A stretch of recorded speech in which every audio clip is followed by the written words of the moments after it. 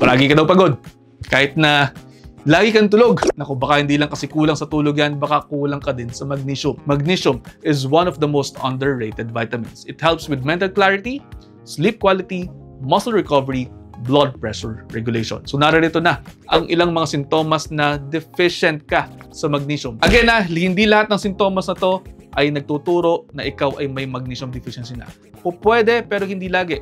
Tingling sensations, muscle cramps, insomnia, PMS sa mga babae, constipation. So anong gagawin natin? Kung mukhang mababa ang inyong magnesium, magpa-check up at nang kayo po ay matulungan namin. Narito din po ang mga food swaps na pwede po ninyong gawin. Imbis na white rice, go for quinoa. Mas mataas po ang magnesium niyan. Imbis na chocolate milk ang inyong inumin, go for dark cacao plus almond milk smoothie.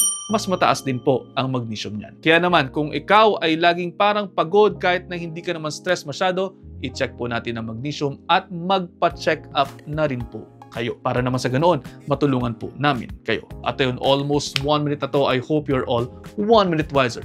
Pakipusuan kung may natutunan and I'll see you next time. Ingat!